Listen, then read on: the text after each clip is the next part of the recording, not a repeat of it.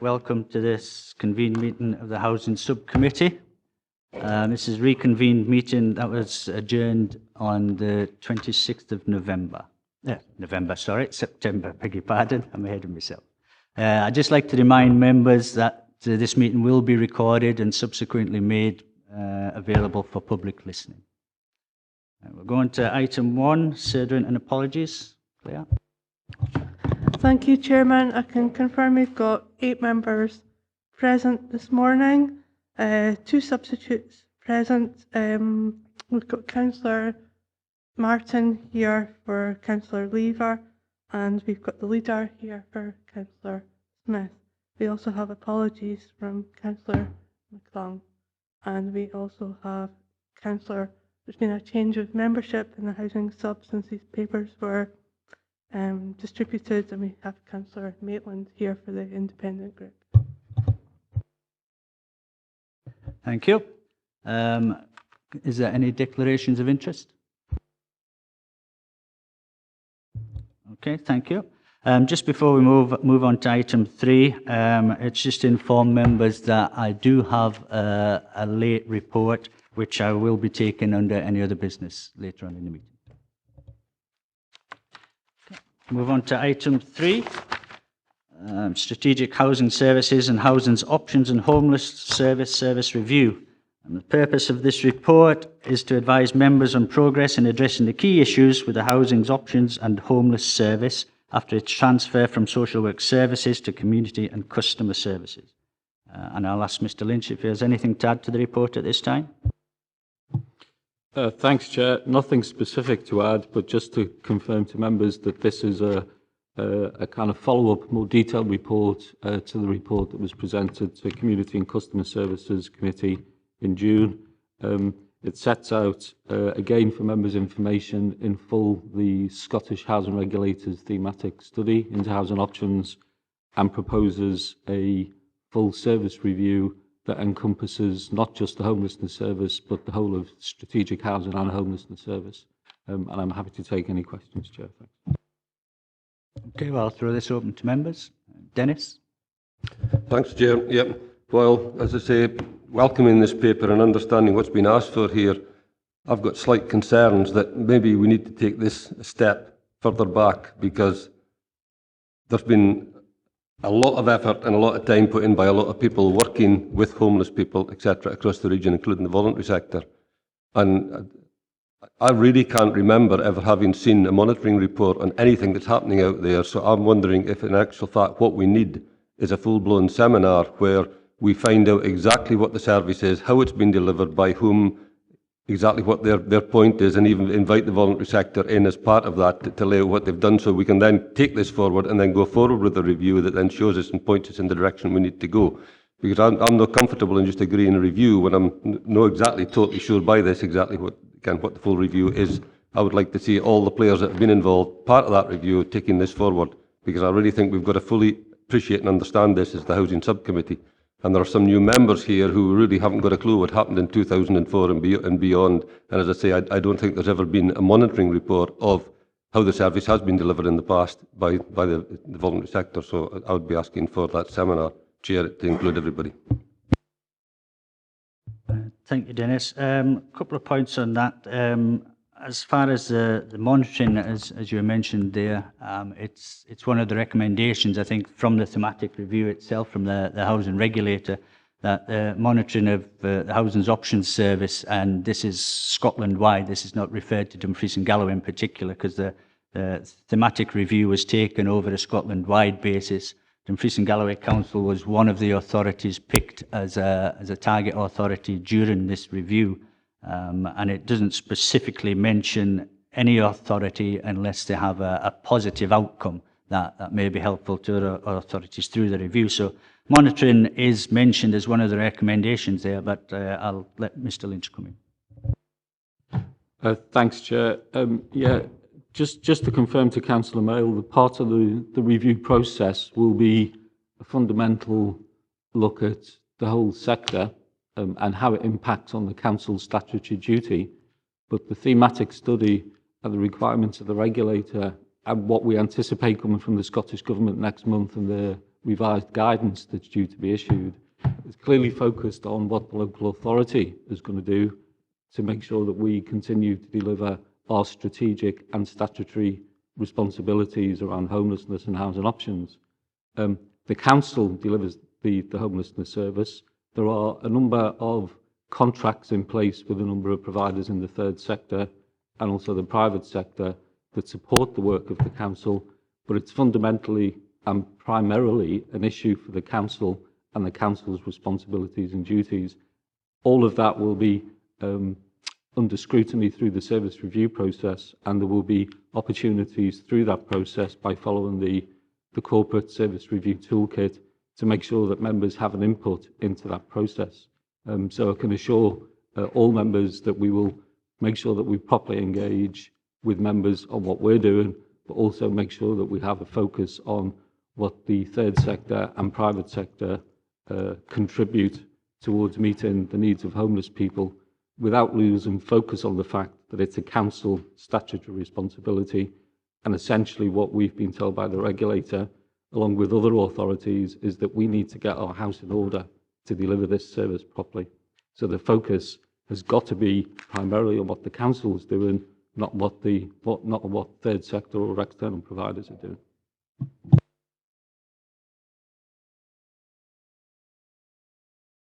Thank you, Chair. Well, I would agree entirely with the sentiments expressed by Dennis. I mean, there are 8, 9 of us sitting around the table here today, but this impinges upon every councillor in every ward. And not that I'm a fan of seminars, but that at least would be a way forward in involving all members once we have something to disseminate to them. I would like to take a step further back, John. There's been a hell of a lot of emails flying about and quotes from press statements, etc., etc. Can I ask you a very simple question? Have you ever at any time given any third sector organisation involved with homeless verbal notice that their service will be withdrawn? Because I'm hearing this. Yeah, thanks, Chair. Happy to clarify for the members, and I'm aware that the Director has issued an email to some members just to clarify that position as well. So I'd be happy to reaffirm his advice. I've had one discussion with DAGCAS, who provide an enhanced advice and assistance service. That contract's been in place since 2003, funded through the Homeless Task Force Fund. And after we took the report to CCS committee in June, our thinking at that stage was that we needed to try and develop very quickly a standalone housing option service that would effectively bolt on to the existing structures. And it was in that context that the discussion was had with DAGCAS in August. And what I advised then is that we were minded to recommend to the Housing Subcommittee to terminate that contract to provide additional resource to develop that bespoke service. Subsequent to that, there were further discussions internally with the housing management team. We had a couple of away days where we were thinking about how we would approach it. And we also had a discussion at CCS senior management team that's chaired by the Director. And the outcome of that was that we changed our approach and said that what we needed to do is what's contained in the report now, which was a more fundamental root and branch review of the whole strategic housing and homeless service, and trying to quickly move to a position of developing a housing option service would probably not be sustainable. So that's the reason for the change. In terms of the discussions about the DAGCAS contract, it was in the context of saying a proposal would be taken to members, so I never gave notice of termination. That's not within my gift to do that. But it's also within the context of the HTF, the Homeless Task Force Fund, funds currently 7 contracts, 4 of which members have already agreed to terminate as part of the Housing Support Phase 2 commissioning. So there's now 3 contracts that remain funded that have not been considered, and we will need to consider all of those 3 contracts as part of the service review, because all the other housing support contracts out there will go through a similar process through the Housing Support Commission. So for clarity, that's the position. briefly, Chair. Yes, Yes. but ultimately, and at the end of the day, I mean, you can have as many away days, term them what you want.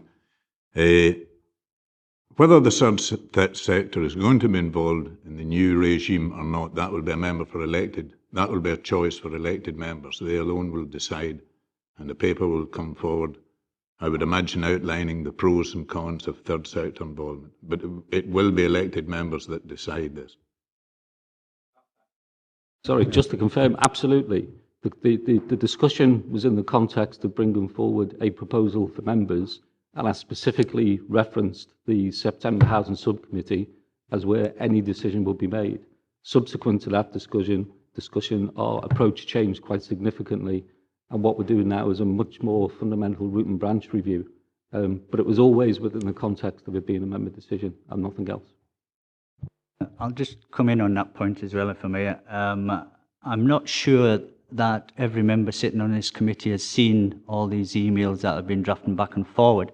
So in one respect, I think it's unfair that we discuss a particular issue when this information has not been made available to all members. So I do appreciate where you're coming from, Graham, and I think, as John has pointed out, that an answer has been sent by Alex Haswell on some of the issues raised by those particular emails. So again, I'm not sure whether that has gone out to all members. So at this particular point, some of the members of this committee are sitting with information that others do not have, so that makes it rather difficult to discuss and make certain decisions at the moment.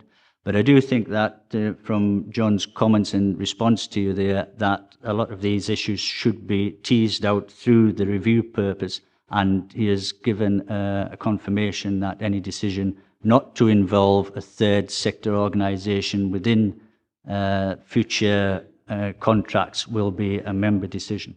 So, Alistair. Thanks very much indeed, Chair.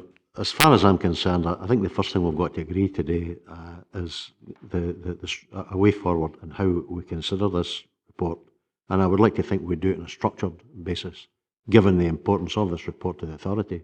This does not, Chair, make good reading for us as a council. And let's put our hands up, admit that, and resolve right at the first possible opportunity to address this in a meaningful fashion, so that we finish up with outcomes, which leave us in an awful lot better place than we currently are. I mean, the problem, or one of the many problems I perceive in this, Chair, is that there has been a mindset in this authority that since we conducted the large-scale voluntary stock transfer a number of years ago, we really don't do housing any longer. Now, that to me is a piece of nonsense, and some of us have argued that for a number of years. We have a strategic housing function. We have never, in fact, developed it in the way in which some of us would argue that it should have been developed. We've now got an opportunity, a compulsion, for want of a better term, to do so, and I think it's imperative that we do. But as I say, what I'm really looking for at this moment in time, sir, is agreement in this subcommittee about a structured way forward in today's meeting as to how we're going to take this fundamentally important matter forward. And I'm not prepared to sign up at this stage to whether or not it should be a seminar, or an outcome should be a seminar, etc. I think we work our way through this, and at the end of the day, we'll reach conclusions at the end of it. And if, in fact, there are good causes and reasons adduced as to why we should consider the likes of a seminar for the wider 47 members, fine, I have no problems with that, but not at this stage. Thank you. Yes, Finlay. Thanks, Chair. I am of the opinion that we do need something like a seminar. It's one of these situations, is there some things that I'm not aware of because of the time on the committee. My concern is in 3.9, the main focus of the review will be to consider, and we've got bullet points. It may be in the detail of some of these bullet points, but nowhere does it mention actually involvement of the third sector historically, or how the third sector might be involved in the delivery of any future services. Now, I don't know how we can do that through the officers bringing back recommendations and us making a decision on the options. I would far rather see an open discussion where everything's put on the table, and if the seminar is the way forward to do that, I'll be in favour of that. Yeah, Finlay. Again, I understand, but in 3.9 in the bullet points and the main focus of the review, as far as the third sector is concerned, if you look at 3.8, representative from that is to sit on a challenge panel of the review process. So at various stages of the review going forward, that will go to the challenge panel, and there is third sector representation on that. So they will have an opportunity then to feed into the review as it's progressing, and to, possibly change some of the direction of that view depending on the outcomes of where it is at that particular point. Thanks, Chair.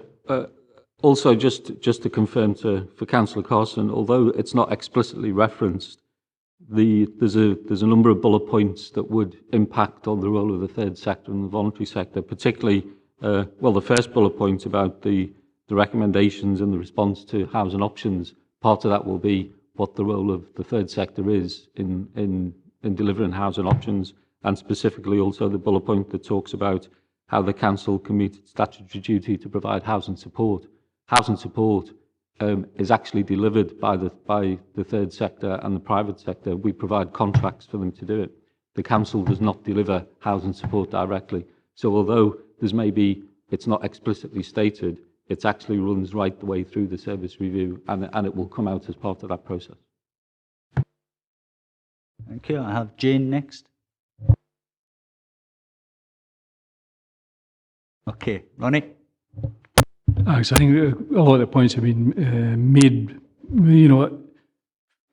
and you're absolutely right, Chair, that, emails flying about or whatever like doesn't really interest me. What interests me is what we're trying to achieve here through this committee for this review, the strategic housing services. Now, one of the things is, I think this review is way past its time. It should have been done before now. This is being driven by the Scottish Government, COSLA, and it does show this council and its flaws within the council's strategy at the moment, and we've got to do better. And I think he said that this is a way of doing that. This review is a way of doing that. All the third sector, the private sector, will be involved in this. It'll be up to members to make the decision on how to go forward. It's not up to either or the third sector or private sector. It's up to us to make that decision, taking full cognizance of the services that they provide and how they provide it. And this review will bring out if we're doing what we're doing right, what we're doing wrong, how to take things forward, and how to drive our priorities forward within that basis.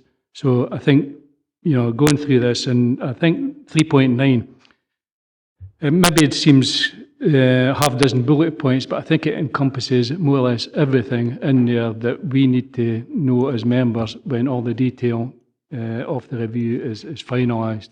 So I'm quite happy at the moment to go forward on this basis through the 3.9, for that review to go forward on that basis. Yeah, I would agree. I think it's, and through the housing regulators thematic study that we have in the papers there, and as Alistair alluded to before, I think this is long overdue, and we are in dire need of this review with the services that we are offering to the homelessness and the housing options. It's obvious from the review, and I think John would agree, that we are somewhere behind other local authorities in Scotland within the housing options service, and we need to be looking at that and bring that up to date, and bring this local authority up to speed with the housing options. I have Ian next, please. Okay, Chairman. Thanks for that. Apologies for lateness. I had it in my head. It was 2 o'clock, even though it was in the diary at 10:30. And I checked again last night, and I checked by looking at the front of my papers, thinking it's definitely 2 o'clock. No taking into consideration it was a reconvened meeting. Alfie would have told me the story at least today. Well, so listen, that's it. Because I've missed the front and the way the discussion's been led, I'll just write for it. So you're getting a blank canvas for me, and the bits I picked up on. When I read this report, I broke it into 2 different parts, as outlined in paragraph 1 and 1.1 and 1.2. You've got first part where it's to advise members on the progress in addressing the key issues within the housing option homeless service, and the second part is in line with the housing regulator and their stance. These are the questions that came into my mind, Chairman. I don't know if John could maybe address some of these, or maybe some of them could be taken as statements. Has this crept up on us, or was this staring us in the face? I think for some of the comments, each member will have his individual thoughts on that. Why did it take the housing regulator to identify this? Or again, that relates back to the first question.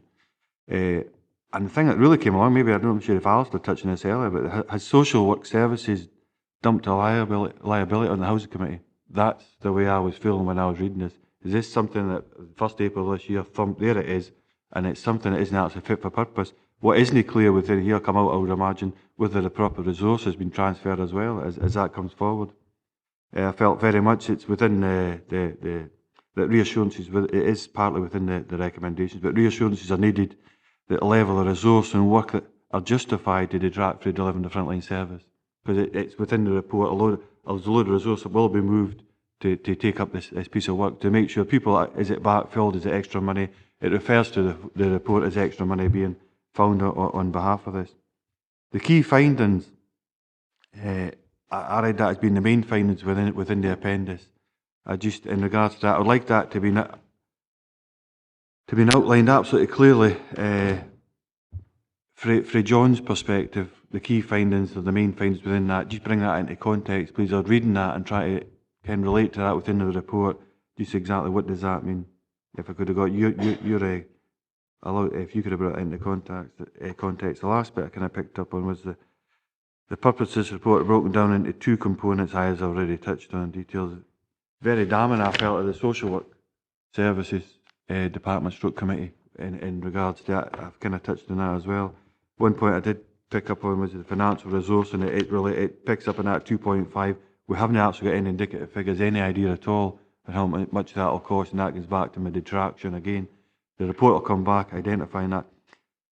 I thought 3.9 was absolutely fine, and I've highlighted that, but 3.8, I felt the private sector, and I've banged on about local housing forum. I don't know how that would tie in, but certainly the private sector was missing for 3.8. I didn't see that in there. Third sector's there. Private sector, kind of the largest stock of housing in Dumfries and Galloway is through the private sector, and it's completely missing. But it refers to it within the report that's fundamental to how we actually deliver our housing options in Dumfries and Galloway. So I did think they should maybe have a seat at the table if that was possible, whoever that may be through. Local housing forum, strategic housing forum, I've said about that quite a few times. We're going on about seminars and that. If that's still been going on, the members had been fired up again, the members had been involved, we would be at a completely different level and as far as information as members. Because really, that's where I learned my basic knowledge in housing was through the local and strategic housing forums, because of the level of discussions, the partners sitting around the table. So I think it's really important that we do get that fired up. So there's some questions and comments in there, Chairman. Apologise again for the lateness. John? Thanks, Chair. I'll try and deal with those issues that Councillor Carruthers raised. I think the first question was whether or not the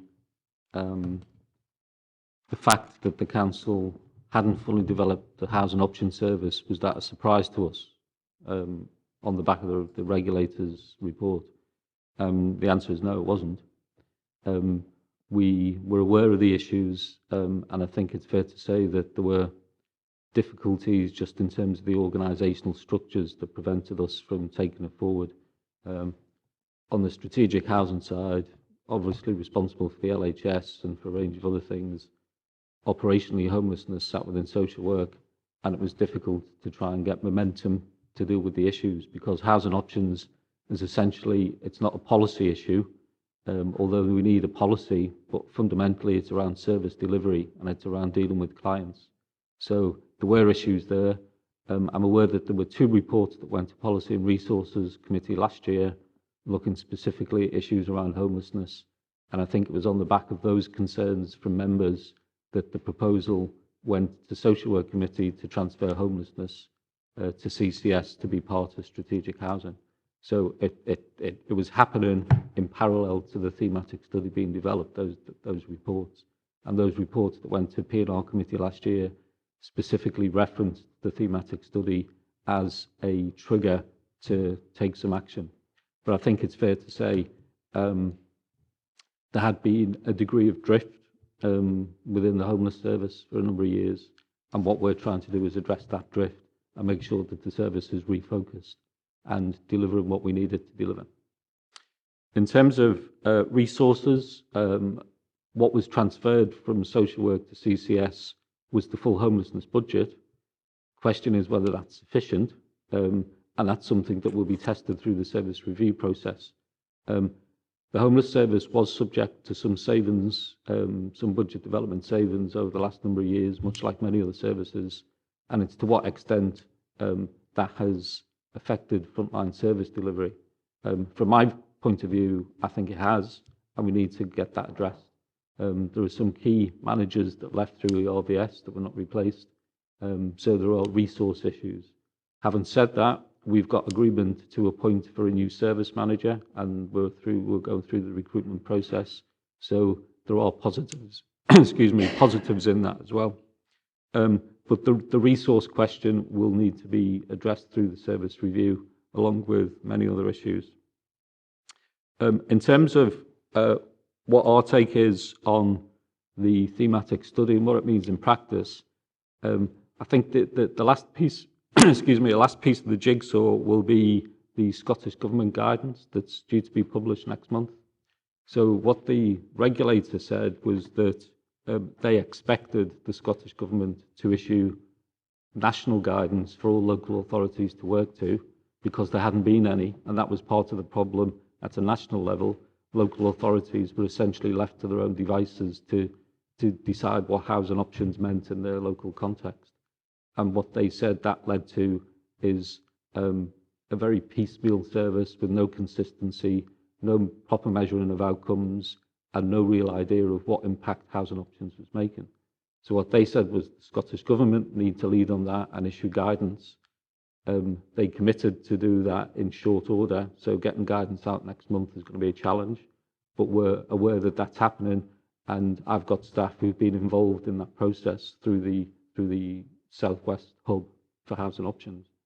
So we're expecting that guidance, and I think we'll be in a better place to bring the detail back to members once that guidance comes out at future meetings. Effectively, what we need to do is provide much better early intervention and prevention and choice for people in housing need, and not deal with the crisis of homelessness. That's essentially the thrust of it. So what we need is to make sure that we've got a service that's responsive, that when people, households, are in housing need, whatever that is, we try and deal with that and give them the help and assistance needed then, before it develops to the crisis of homelessness. That's where we'd like to be. We're not there yet. I suppose, I mean, on the back of the answer you're giving there, I mean, I'd still like to think what your thoughts are in regards to the private sector being involved in paragraph 3.8. I mean, I kind of touches on relevant casework actually at the moment, where I've got a constituent coming to me who's behind in his mortgage payments, and he's frightened that he's got to lose his house, Ken. And that's exactly the kind. That's where I thought the private sector would be important, possibly. But in regard to that is early intervention as well, as you're outlining. I wasn't just even aware of just how much the responsibility lies within the council for that. Clearly, if that person was to become homeless, that's the first that land on our doorstep. But intervention is absolutely fundamental. That is where you're picking up on. In regards to your answer as well, John, Ken, we've got a major piece of work hitting us, which is health and social care integration. Is that going to have an effect on this at all or not, as we move towards integration? John? Yeah, thanks, Chair. Sorry, just going back to the involvement of the private sector and the challenge panel, I'm quite happy to take members' direction on that. An option could be to invite the Landlord Accreditation Scheme Scotland, who represent private sector landlords. We fund them, we're an affiliate of them through our scheme of assistance, and we do a lot of joint work with them. And in fact, the national scheme was set up on the back of a pilot that we funded in 2006, so we've got good links there. We've not included them, but I'm quite happy if members wished for their challenge panel to be expanded to include a local representative of Landlord Accreditation Scotland, and that would cover the private sector. Ronnie, do you want to come in on that? Yeah, just that private landlords and accreditation systems are starting to come into it, and I'm aware that people are private landlords and under that accreditation scheme, so we need to declare an interest in that. I'll take advice on that, Claire. Well, as the leader is aware, it's always up to members what they choose to declare interest, and where members are private landlords, I wouldn't thought there'd be a need to leave the meeting unless you were seen to be individually benefiting. Well, if what I'm saying is, if we're going down that road, I would need to excuse myself on that basis for that, for that representation, because that's somebody that's representation, something that we are part of. Chairman, I mean, I'm happy to say that my question was in the broadest terms. It wasn't, but I'm not looking to drill into individuals, individual cases, anything like that, each folk are members. And it was only as a leading to the question, was it a possibility? And I'm happy with the answer. I had no bother with the conversation going any further. Same point, Alistair. Well, it's basically to say, sir, that, we've got to approach this on a strategic basis today. And, if we do that, I mean, we should not be considering detail of the type that has just come up in response to this that Ian has raised. That's the point I would make. The last thing we want to do is see members having to declare interest and quit the meeting. Yeah, I mean, I think if Councillor Carruthers was happy with that, and just as a broad view question, then and we don't pursue that anymore at this particular meeting. I have Jane. Thank you. I would like to go back to the issue of the actual review and at what stage we are, because I can't find the toolkit on this thing, so I can't remember how this works. But I know that members are involved twice, at least, since the last debacle. Members are involved at, I think, the time that we actually agree the scope of the review. Members are asked for their input into that, and members are also asked for their input when we come to options. Both stages in the review, members should be asked about it. I think that what members are saying around the table at the moment is that they would like to be fully involved, get detail so that they make informed decisions, but I think we need to do it on a structured basis. I think the review toolkit gives us, each time, gives us input into what goes forward. I think we've got that. I think we've just got to grasp the opportunity. What we're being asked to do here is to agree a review, and I think it's probably about time we did do that. This is an historic report. It deals with, I think, probably the beginning of this year, when people actually were there. The project comes up in the business plan in community and customer services, makes it perfectly clear there was to be an housing options service developed, beginning in April of this year and ending in March next year. And it seems to me exactly what John said, there's been a bit of drift. I'm not absolutely certain where we would have picked that up through CCS. Probably not quite yet, but very soon we should have had information about that project. So I mean, I think we're, as Councillor Geddes says, we're at the top level here rather than drilling into actual information. I don't think we should do anything more than take the thing forward. But I want to know what the timetable is, and I don't want any hanging around because, the project has already drifted. So I'd like to have information as to the timetable and members' involvement in that. Yes, Jane. As far as regular reviews and that, in 2.5 of the recommendations is asking us to agree to receive regular updates on the review process, and therefore that will give us the opportunity for member input as the review is commencing through the process. But as far as timescales are concerned, it was a question that I was going to ask as well, because in the paper there's no timescale set for the review, so if John could possibly come in on that. Yeah, thanks, Chair. Just to confirm also Councillor Martin's first question in terms of where we're at with the process, this is the scoping report. So we're at the very start, and we'll follow the service review toolkit process, and that the report before you is on the basis of the structure of other reports that have gone through a similar process. In terms of the timescale, what we stated was that when the Common Housing Register was launched, that we would look to have a housing option service in place within 12 months. So that was the aspiration, if you like. So that's June of next year was the timescale.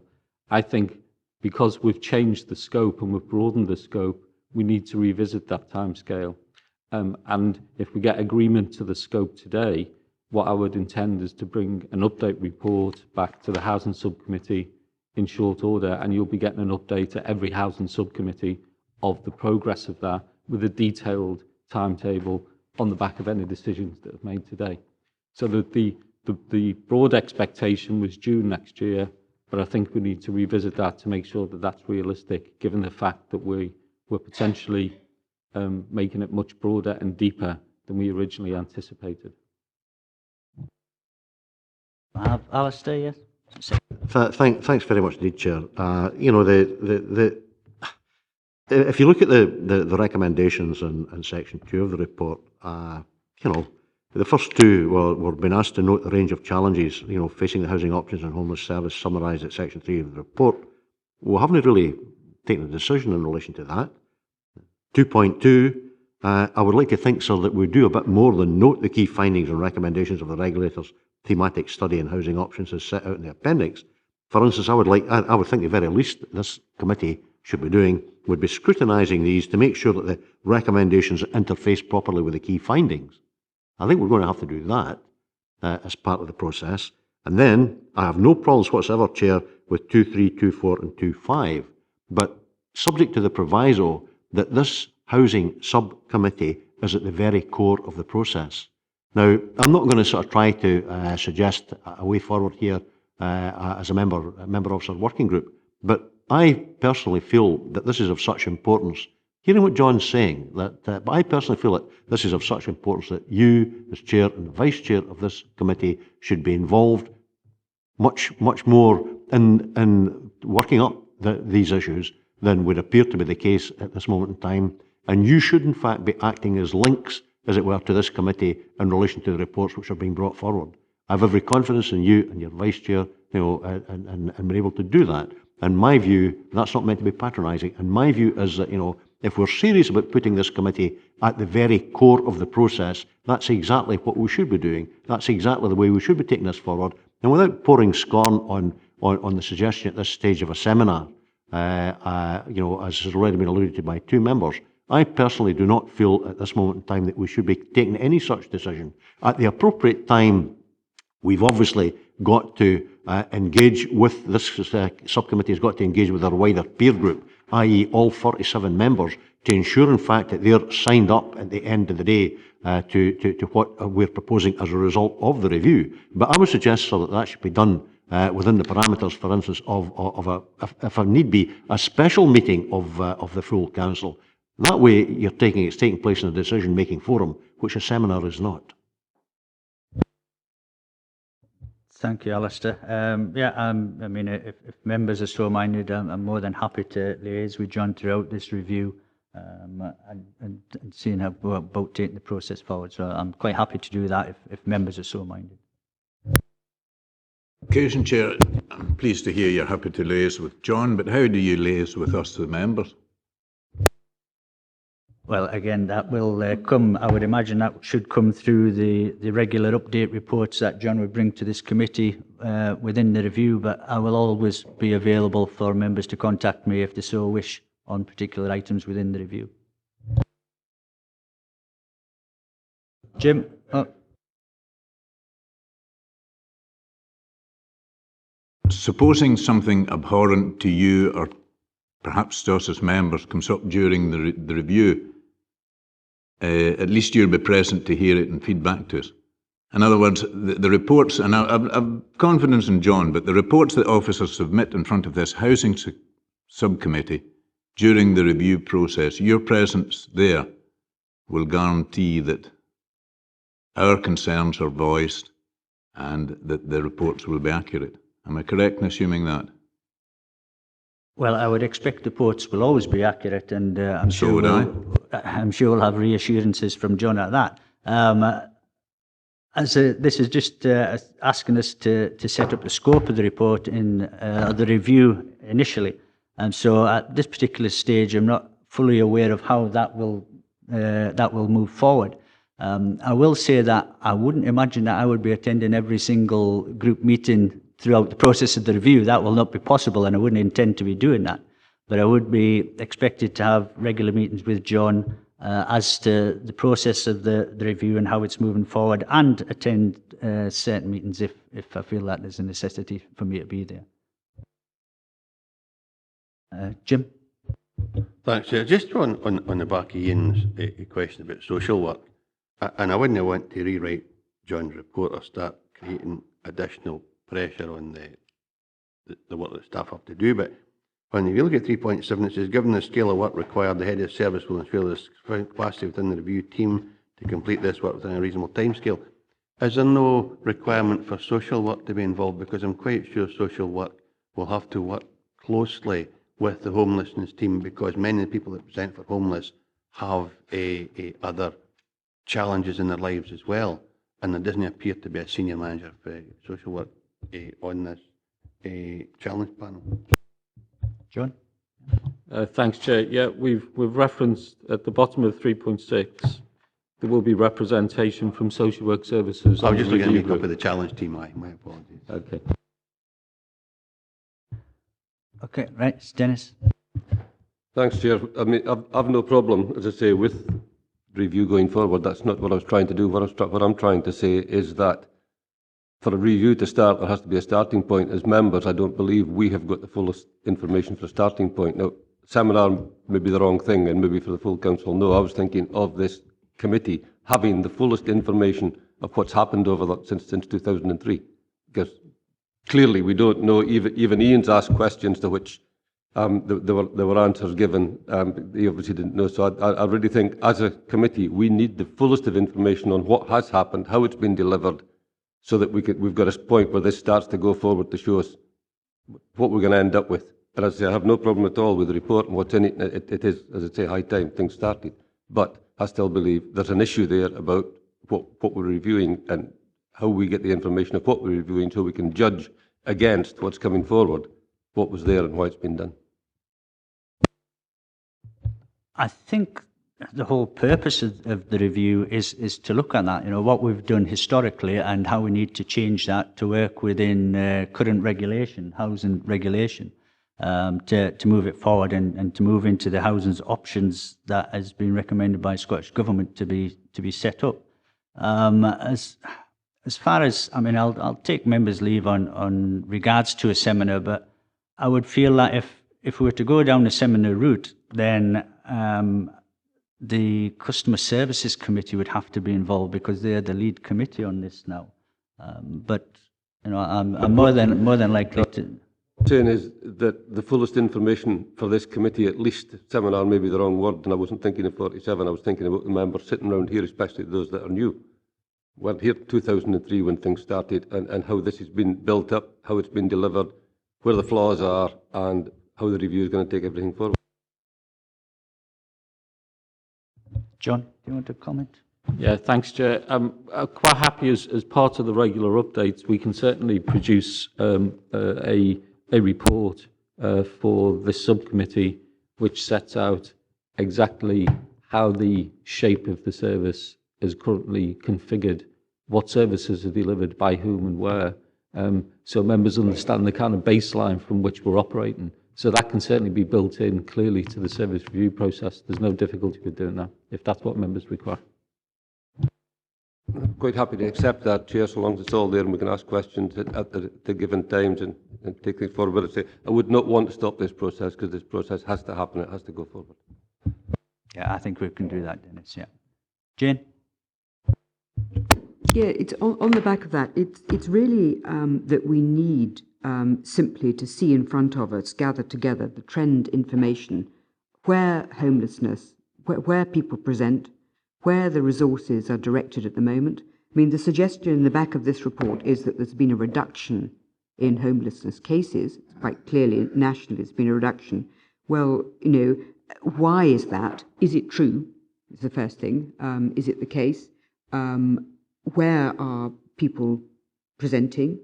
Have we got the right resources directed there? It's picking out the information from this report, which I think, again, is what another councillor is suggesting. We need to make certain that we reference what this report says in our review. But I think it is there. I think it's there. Other members are looking for background information and trend information. I am too. And I think that's actually something which should come to us in short order. I don't care how we do it. I just think we need the information in front of us so that we can look at the broad picture and apply the suggestions that are coming through this particular report here. I would suggest that we start next time round with a warts and all report on what's been happening, just in terms of trend information, performance information. It's easily picked off the system. It's all there. Thanks, Jane. Yeah, I think part of the point of the review as well is the fact that we haven't been monitoring the service as well as we should have been. So possibly some of that information that we should have had isn't there. But yeah, I'm happy for John, as he's just pointed out to Dennis here, that he brings forward within the reports detailed information of how the service has been set up so far and the information that councillors will be looking for. But I'll let John come in. Yeah, thanks, Chair. Just to confirm, if members are minded, we can certainly bring forward a report to the next Housing Subcommittee. And because of the slip in date, the next subcommittee is actually next month, so there's not that long. I think it's around the 20th of November, so we can get a baseline report there. In terms of performance information, there is a huge amount of information out there. We have to report regularly to the Scottish Government. That's published on their website on a quarterly and annual basis. And previously, social work services have reported through their business plan on key statutory performance indicators. And below that, we've got lots of information on trends across the 4 area teams about demands and how quickly, for example, homeless cases are being dealt with. So we can include a lot of information in that baseline report for next month. Alistair, you want to come back in? Well, yeah, it's just in relation to 2.3, sir. We're talking, recommendation 2.3, we're talking in fact about agreeing that we undertake a review to enable the Council to respond to the recommendations made by the regulator. Now, if you go to 2.2, we're being asked to note the key findings and recommendations of the regulator's thematic study on housing options as set out in the appendix to the report.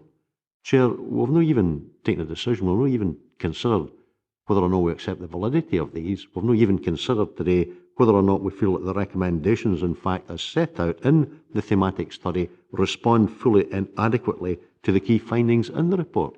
I think there's a certain amount of preparatory work that's got to be done today by this subcommittee before, at least we should be looking at these, we should be discussing them, coming to a conclusion on it, and then moving on from there. John, do you want to comment? In terms of the regulator's thematic study, obviously that was published in May of this year. That's been considered through Scottish Government and COSLA, and they've accepted the findings of the report at those fora. And in response to that, the Scottish Government said that they would be publishing guidance next month. So that's the kind of national picture. But I fully take on board Councillor Geddes' comments that locally we need to look at it as well. And that's why it was presented to members both at June CCS committee and today. So I'm quite happy if members want to take time to go through those recommendations, and I'll certainly assist where I can in terms of clarifying any points. Ian, I'll just bring you in. Sorry. Thanks. I suppose I should have made it clear earlier when asked about the key findings which are referred to within the recommendations to the report against the main findings within the appendix. I should have went on and said against the recommendations contained within there. I wanted to get John, because it makes it quite clear that within the appendices, the appendix that is here from the Scottish Regulator, it's broad terms across all the 6 councils. It's no identify unless it's a positive which council it is. So that's why I was trying to tease out for John, what do we feel are the negatives, and then in regards to the recommendations, where should we be focusing our hearts or minds? And I think that's Alice has probably put it in a better way certainly than what I have, but I was trying to pick up on that same point, Chairman. Alistair, will you want to come back in there, or are you happy? No, it's okay. I've made the point, Chair. It's been picked up.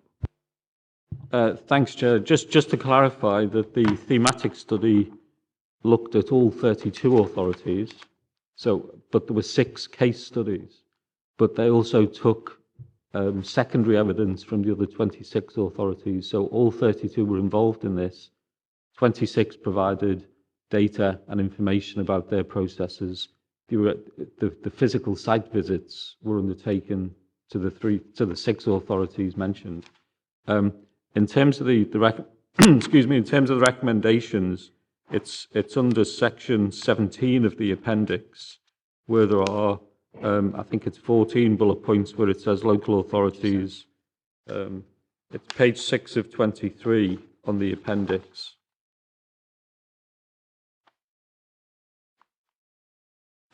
There's 12 recommendations for local authorities to consider.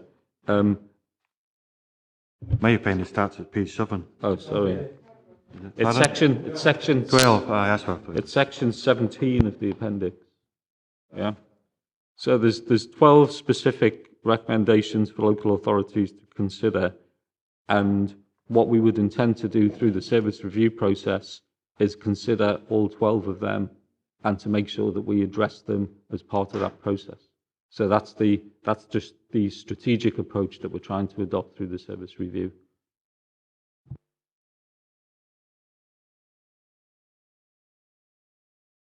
Okay, then, I have no other members. There's just a point. Yes, Ian? We just come back to it's in the bit as the review comes forward, asked question, didn't get a full answer earlier, health social care integration. We move towards that. I think that could be kind of absolutely relevant, to say the least, as we do move forward. What impact does that change going to have on what we're looking at today? Yes, John. Yeah, thanks, Chair. Sorry. In response to the earlier question from Councillor Dempster, we will have senior social work representation on the review team. So they will be central to that discussion. We have had some initial discussions around integration within the context of developing the Common Housing Register. And we've developed the Joint Health and Social Care Protocol as part of that process. So we've made some ground there. What we'll need to do in terms of this review in housing options is make sure that that work is joined to the development of housing options, and the key to that will be the social work services senior manager who's been invited to join the review team. So we're trying to make sure that those areas are covered properly. Will there be any financial implications that might affect, because there'll be a transfer of budgets as we go forward as well? I think the budgets are transferred through the Health and Social Care Integration Board. As it moves forward, I'm thinking, will that, the vehemence of money, the whole adult services will change? Is that have any effectiveness at all? Are they completely separate? I think that'd be speculation at this stage. I don't know. I couldn't comment on the integration arrangements. What we do is obviously make sure that we maintain the links and maintain the communication with social work, and as it moves into the new integrated model, make sure that those links are maintained through that process. But beyond that, I couldn't say what the implications would be for resources. And I think that would social work will have social work department will have a big input to that, and possibly would advise on that to this subcommittee. Jim? I was just on that point, Chair. There are two things. John said already the budget has been transferred for homelessness, and they're talking about reviewing that because there's an issue about whether or not the budget was appropriate or no.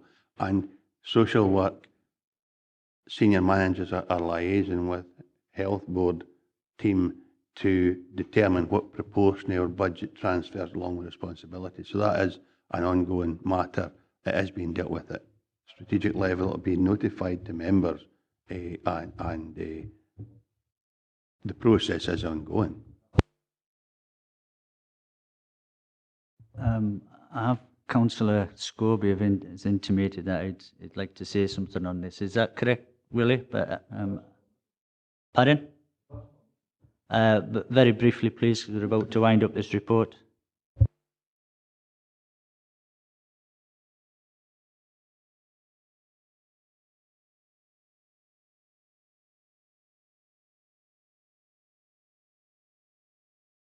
As Alistair says, I should just shout. Thank you, Chair, for allowing me in, and as one who's not a member of this committee but interested in housing. Indeed, most of my work as a councillor, surgery and other work is spent on housing, while we may not have housing stock is important to me, and there has been an expansive debate here today, but it's any review I would hope would recognise that the people that John refers to, and I welcome the report in housing options, moving forward away from what was regarded as just being homeless, that we've got to recognise that the people out there who suffer from this or find themselves in these circumstances, that the review looks at how we maintain the independent advice that these people do require on occasions, and on many occasions, and it's the scrutiny to that, it's the checks and balances that I think we do need from the third sector, that we do maintain the independent advice that these people often require in appeals, etc. So I would hope a review and seek that assurance that it will be part of the review in the whole scrutiny, the monitoring and everything else, Chair. I think that was pointed out earlier, Councillor Scobie, and that will come forward in the review. It's just a point that I would like to put to John before we move to the recommendations. The Scottish Government said in the thematic review there that there's a 950,000 enabling fund that they have put into to help set up housing options hubs. And I'd just like to inquire as to whether we as a council can access that fund to help us move the housing options forward, or is it a case of that we just have to access the information and support through the hub that has been set up with that money? Yeah, thanks, Chair. The money that's been allocated to develop housing options has not been allocated to individual local authorities. What the Scottish Government did is set up a number of hubs, and we're part of the South West Hub, along with the Ayrshire authorities, and there's similar hubs around Scotland. I think there's 5 in all, with membership of 4 or 5 authorities in each, and the funding is held by the hub and not by individual local authorities. The funding that's been provided for the South West Hub has provided additional training opportunities for frontline staff, publications and documents that can be shared around best practice. We're part of that hub, but we've got no direct access to that funding to assist in the work that the local authority does. It's for a different purpose. Yeah, but we as an authority have access to the professionalism and the guidance from the hub itself. Yes, we're part of the hub, so we send officers who are represented on the hub, and in the challenge panel, members will see that we're going to invite a senior manager from the South Ayrshire and South Housing Hub to be part of the challenge panel. So those links are well established, and we've been attending those hub meetings for knocking on for 2 years now. Okay then, members, can we go to the recommendations? 2.1, note the range of challenges facing the housing options and homeless service, summarised as section 3.4 of the report. 2.2, I think Councillor Gayres intimated that change note to scrutinise the key findings and recommendations of the regulator's thematic study on housing options as set out in the appendix. Is that agreed? 2.3, agrees strategic housing services undertake a review to enable the council to respond to the recommendations made by the regulator, as well as a range of other operational and strategic challenges faced by the strategic housing and housing options and homeless services. Alistair. Chair, can I suggest that in relation to these 3 recommendations, 3, 4 and 5, that we put in a form of wording to the effect that it being appreciated that arrangements would be made to ensure that the Housing Subcommittee is at the very core of this review. Yes, I'm more than happy to do that, yes. Note that clear. Yes. It's on 2.3, Ian. Same recommendation. Just as I said earlier, so just looking for reassurances from John in particular. Haven't got the detail, the possible detriment to the service that's being provided as it stands, which we feel is under-resourced anyways by the sounds of it, and how much this will actually cost. So I'm just looking for, again, for reassurances that there'll not be a detriment to the service before this review is undertaken. John. Thanks, Chair. Certainly you can give that reassurance, and part of the service review process will be looking at available resources, both in terms of the current management and staffing resource, and making sure that we work smarter to make sure that the focus is around homelessness and housing options where it needs to be. But that will all be part of the service review process. Jane, you want to come in on that? Yes, it's a question of the third sector representative. How do you propose to select a third sector representative? A strategic level third sector representative. John.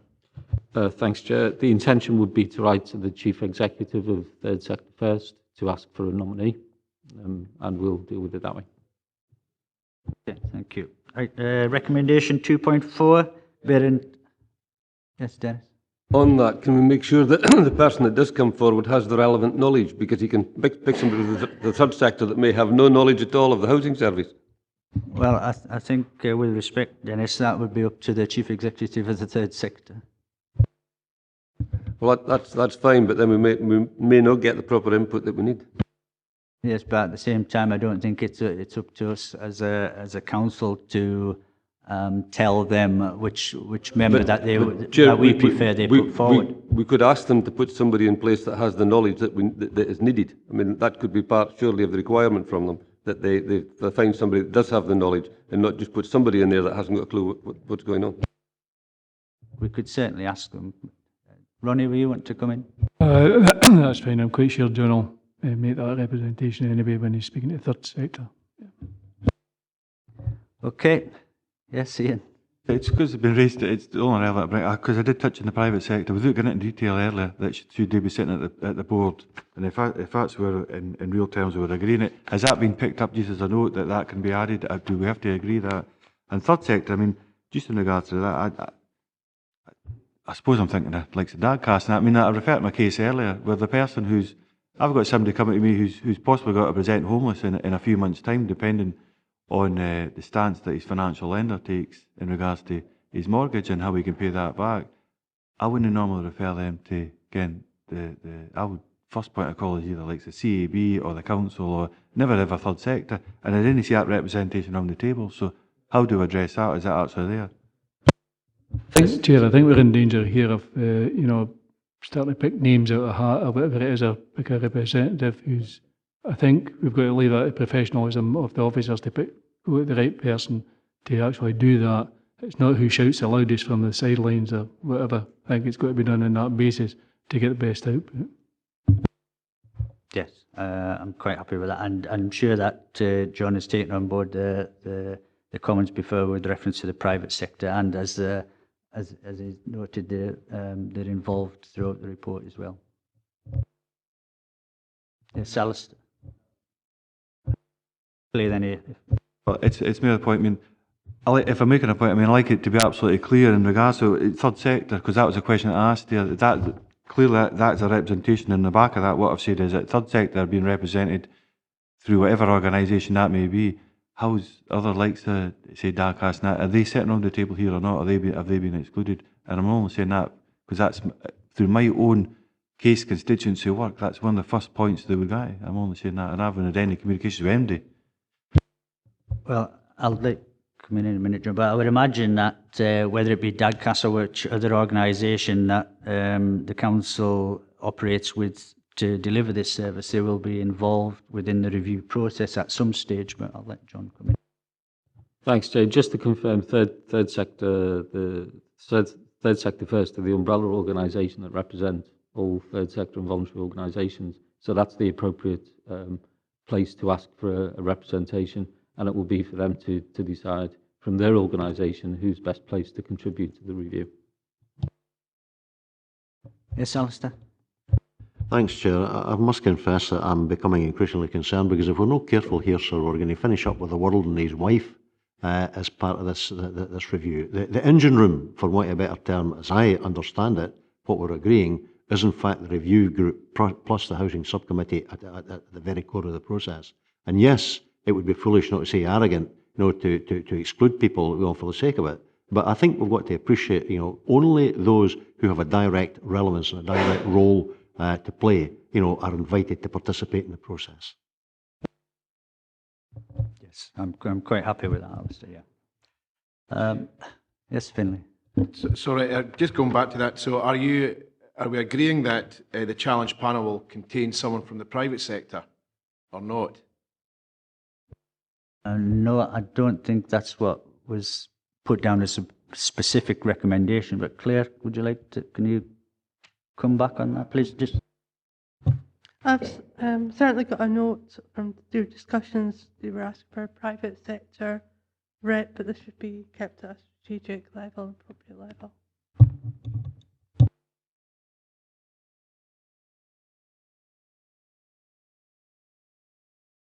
well, I've got a note of it yeah. being on the challenge panel.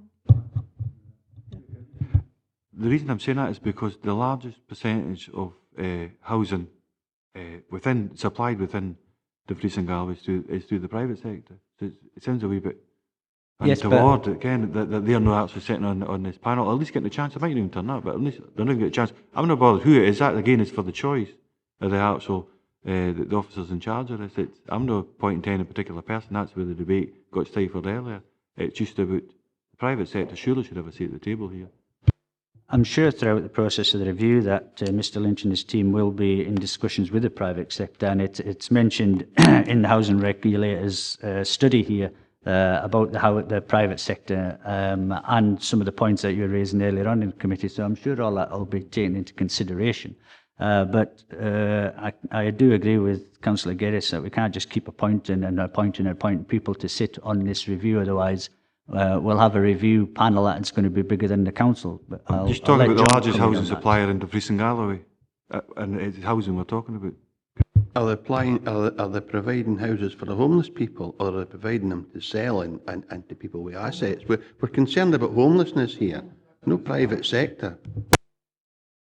Yes, but I'm sure that all that will be, this is part of the review process to find out who, where, why and what, basically, to get it down to the basic terms. And we need this process to move forward so we can find out that type of information. And from that, I would imagine we'd put in place actions that can help to alleviate, as John was mentioning earlier on, the prevention of the homelessness is one of the biggest accreditations to why the numbers of homelessness in the report has been dropping year on year over these past sort of 8 years.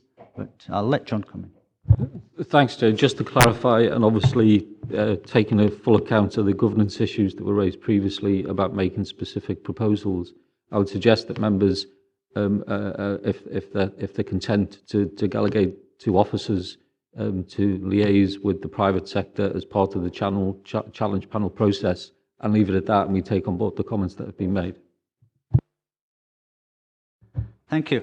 I think we're on to 2.4 of the recommendations. Agree the broad scope of the review summarises section 3.9 of this report. And 2.5, agree to receive regular updates of the review process with an early action to be identify revenue funding that will assist in the development of the new service. Yeah. Thanks, Dennis. Just to make absolutely certain that at the next meeting that we get the fullest reports on past and present action. Yes, I think John gave us that reassurance earlier on, but yes, I would agree with that. Thank you. Thank you, members. Moving on to item 4, any other business. As I said at the start of the meeting, I do have a late report that I feel needs to be considered at this meeting. So if I can ask for that report to be handed out, and I will give a 10-minute recess for members to go through that.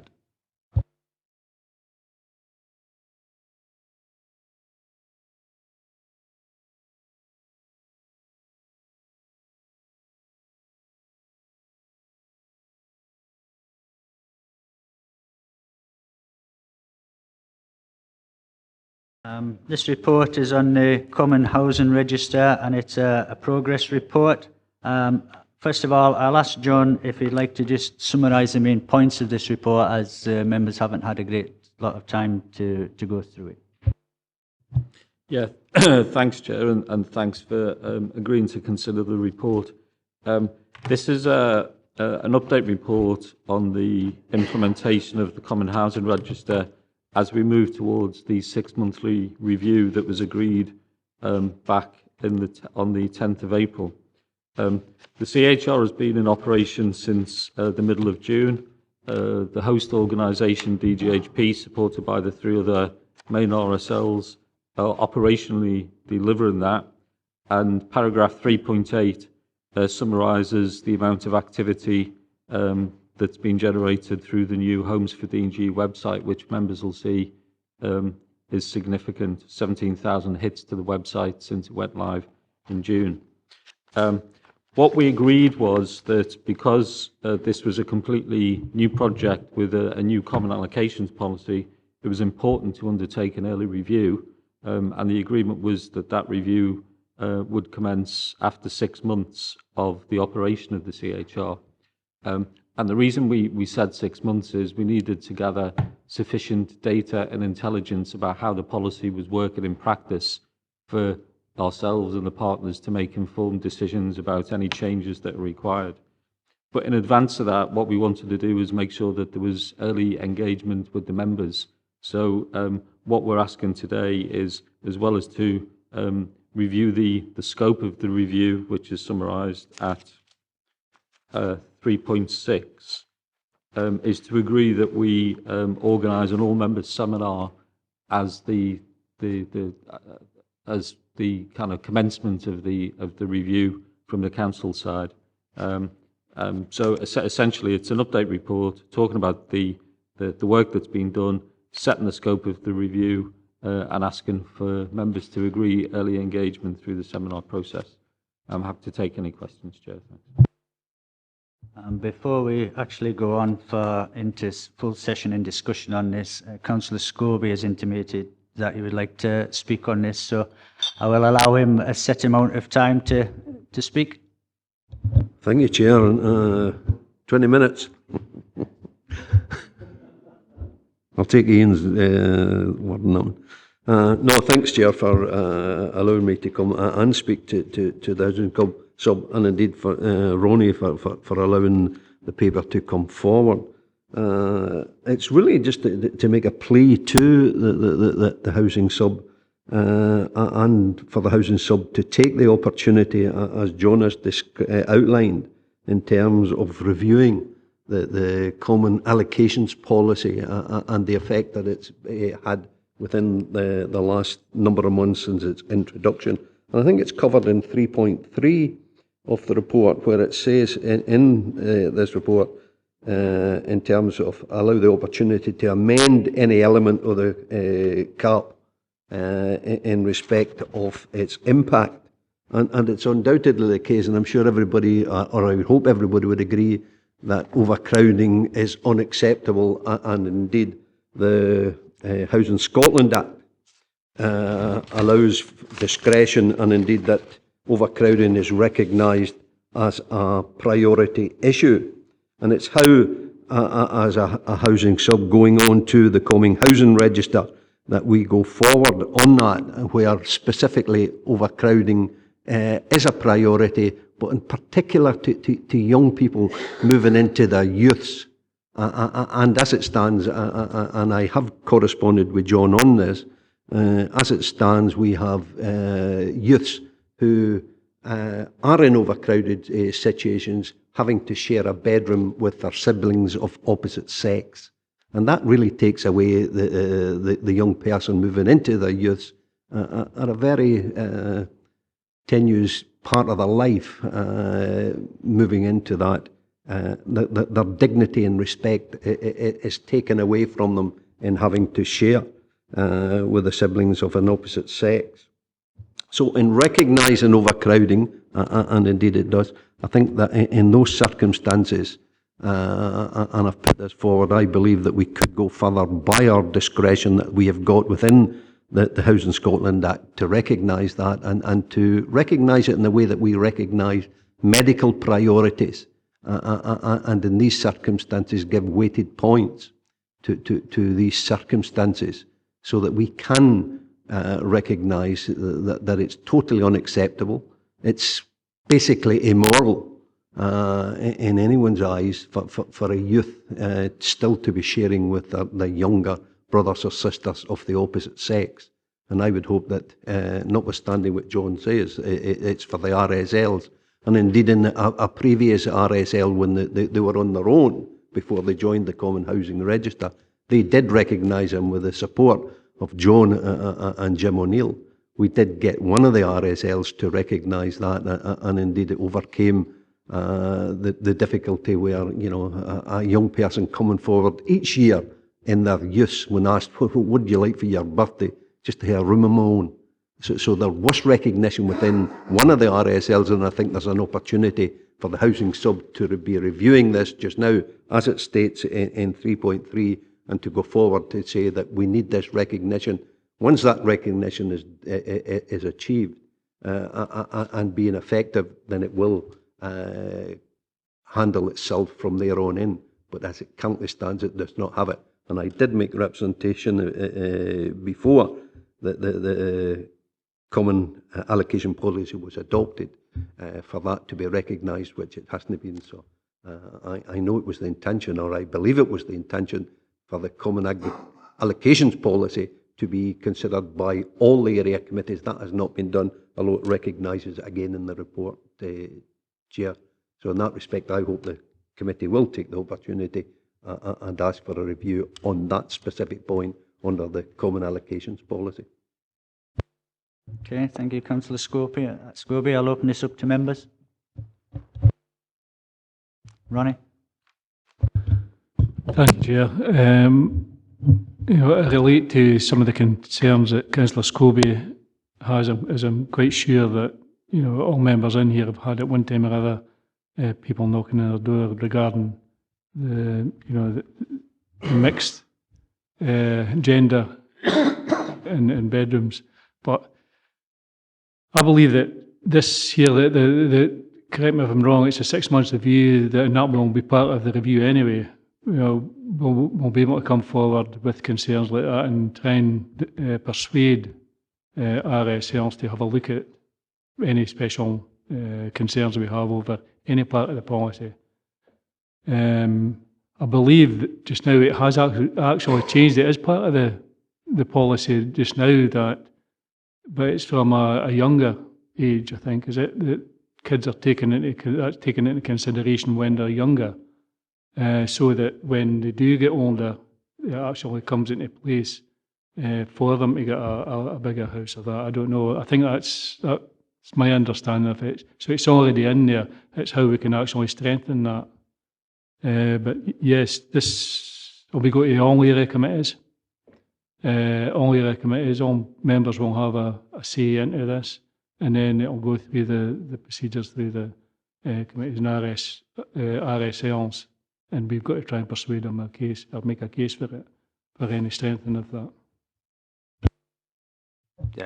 Thank you, Ronnie. John, you'd like to respond? Yeah, thanks, Chair. Just to confirm that in terms of the issues that Councillor Nicholson referred to, overcrowding and all elements of the current policy will be within the scope of review, and that's detailed at the first bullet point of 3.6. So the review will include assessing the extent to which the policy and associated annual lettings targets are achieving intended outcomes. What we will do there is review the whole of the policy and the relative priorities within the policy to decide whether or not that gives the best outcomes. And it's always a case of competing priorities, because if you significantly increase the priority to one particular household with a certain set of circumstances, by definition, you're actually reducing the priority for a different set of circumstances. And it's about trying to make sure that mix and the balance is maintained. But that's part of the process, and it'll certainly be picked up through that review as set out at the first bullet point of 3.6. And just to confirm that the decision to consult area committees was always linked to the 6-month review. So the reason they haven't happened yet is because the subcommittee decided that it would be linked to the 6-month review. And what we're proposing is an all-member seminar followed by the area committee consultation, so making sure that we give members maximum opportunity to input into this 6-month review. Thanks, Chair. Thank you. Alistair? Thanks, Chair. I've no problems whatsoever with the terms of the recommendations, but I think in 2.4, sir, it might be helpful for the avoidance of any doubt, bearing in mind the terms of paragraph 3.4 of the report, to add the words after review will take place in advance of the area committee consultation events, and that way it's spelt out and there's no ambiguity, Chair. Finlay? Thanks, Chair. I think John actually answered the question I had. But just exactly how much weight does the council's, their members' recommendations have on RSLs? Because in 3.5 it's saying that it's primarily the statutory function of RSLs as landlords. Do we actually hold much sway, or what weight can we put on, for example, the different weighting of teenagers or overcrowding or whatever? If we have a policy we would like to put forward to put more emphasis on number of points for teenagers sharing rooms or whatever, what sort of, how can we enforce that or ensure that our recommendations are adopted by the RSLs? I would think, Finlay, as our sort of involvement in this, as it is put out in 3.5, Council's role is to provide strategic leadership.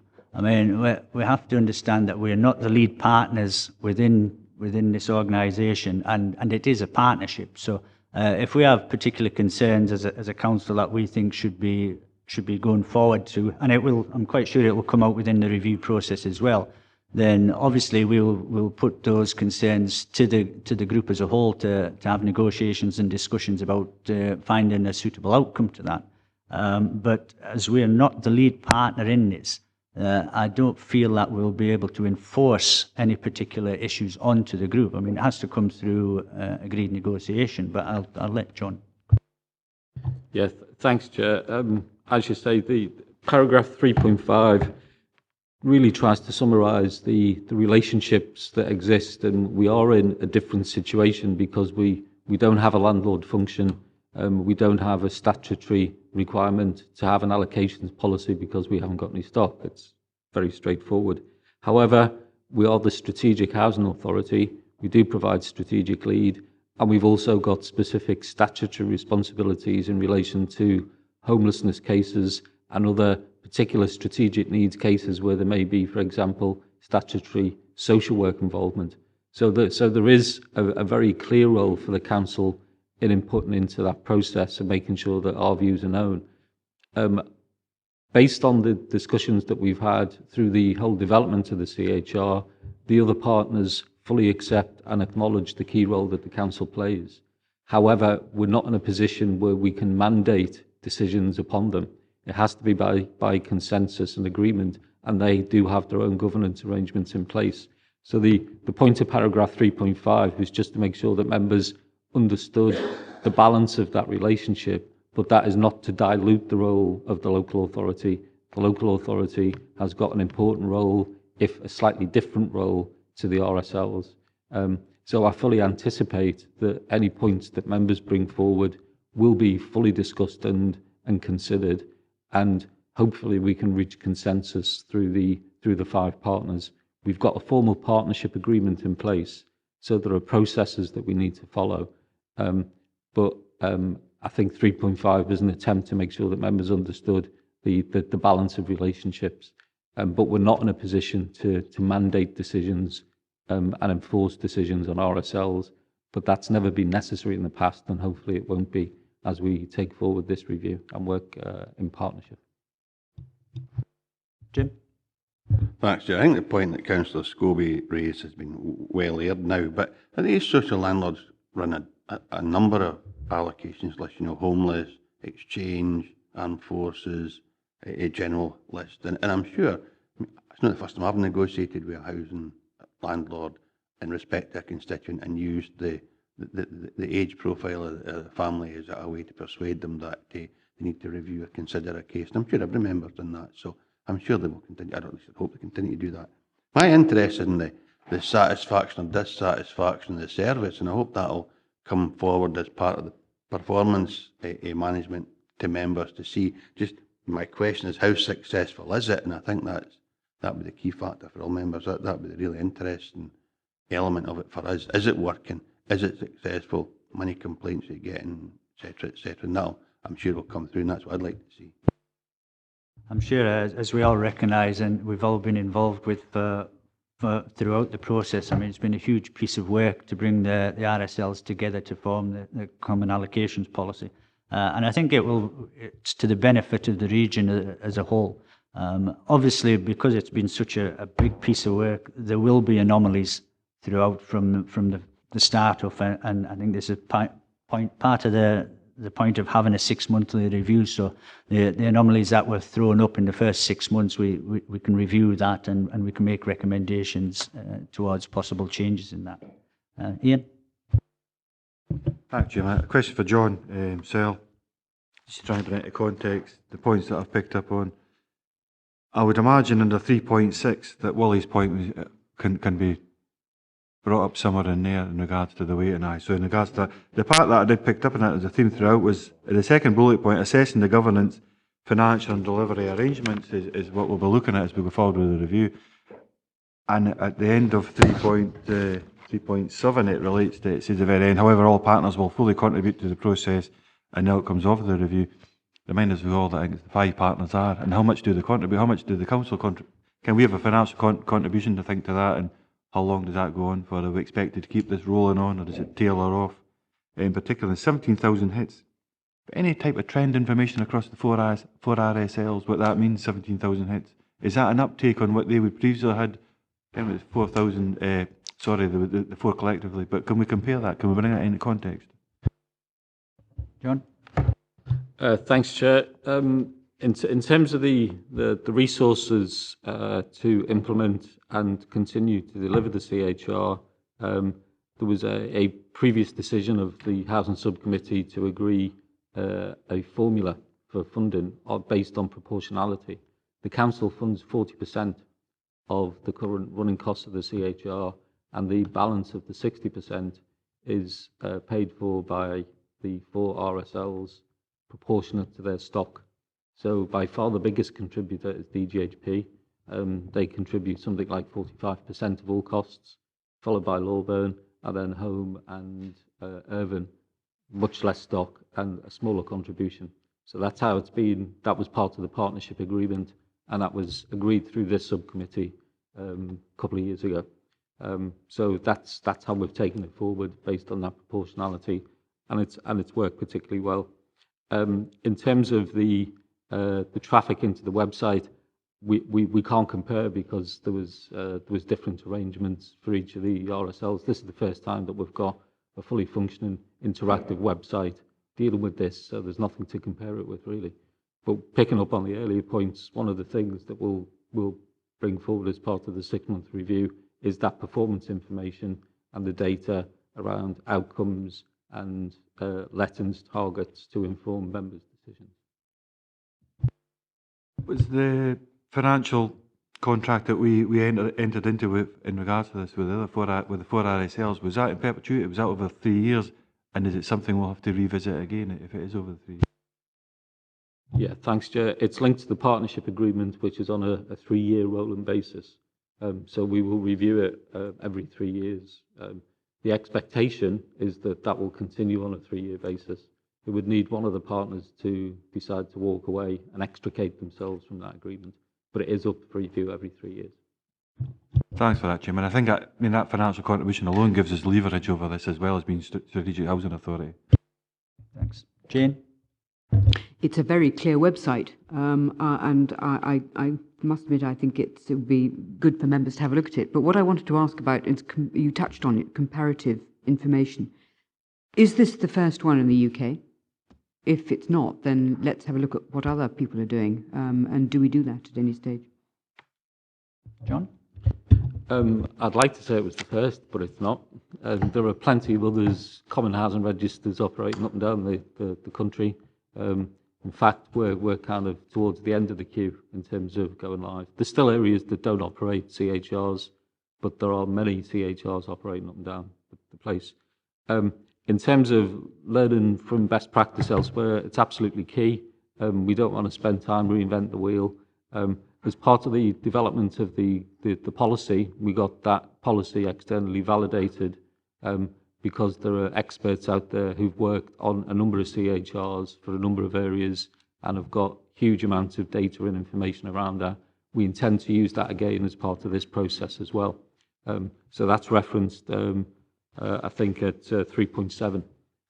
So there's been agreement reached by the partners that we will use those external advisors to pick up exactly what Councillor Maitland's saying in terms of best practice elsewhere, what's worked, what hasn't, to make sure that we're not going out on a limb and trying something that's been seen to fail elsewhere. It's too important an issue to take those kind of risks without looking at benchmarking and to look at the intelligence that we can gather from other authority areas. Alistair?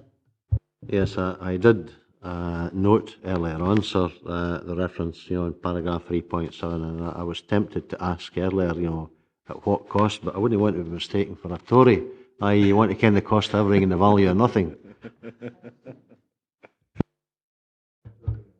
Okay, I have no further questions from members, so can we turn to the recommendations? 2.1, to note the updated position on the implementation of the Common Housing Register project as summarised at 3.1 to 3.8 of the report. 2.2, note that the detailed arrangements and scope of the 6-month review of the Common Allocations Policy and Common Housing Register delivery arrangements is underway, detailed at 3.5 to 3.7, and will be subject to future reports to this subcommittee.